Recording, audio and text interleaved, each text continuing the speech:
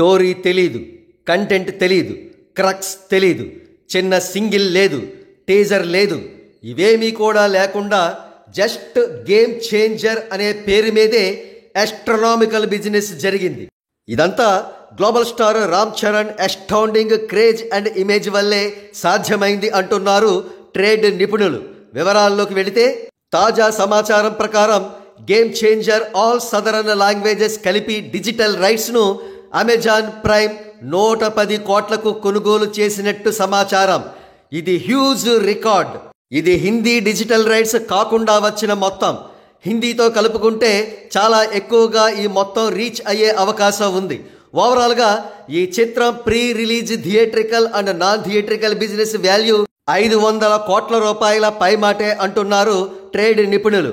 అసలు రామ్ చరణ్ గారి చిత్రానికి ఇంత అనూహ్యమైన బిజినెస్ ఎలా సాధ్యమైంది అంటే ఇది జస్ట్ RRR వల్ల, రంగస్థలం వల్ల మాత్రమే వచ్చిన క్రేజ్ కాదు. కన్సిస్టెన్సీతో సాధారణమైన సినిమాలను కూడా సూపర్ హిట్ స్థాయికి తీసుకువెళ్ళగలిగిన రామ్ చరణ్ పొటెన్షియల్ చూసే ఈ బిజినెస్ జరిగిందని అంటున్నారు ట్రేడ్ నిపుణులు. కాగా గేమ్ చేంజర్ అప్డేట్స్ విషయానికి వస్తే ఈ చిత్రం ఫస్ట్ సింగిల్ జరగండి సాంగ్ రామ్ చరణ్ పుట్టినరోజు 27వ తేదీకి ఒకరోజు ముందుగానే అంటే ఈ నెల 26వ తేదీనే రిలీజ్ కానుంది.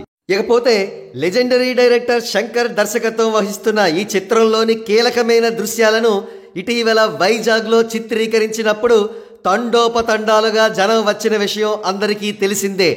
గేమ్ చేంజర్ చిత్రం ఈ సంవత్సరం చివరిలో రిలీజ్ కానుంది.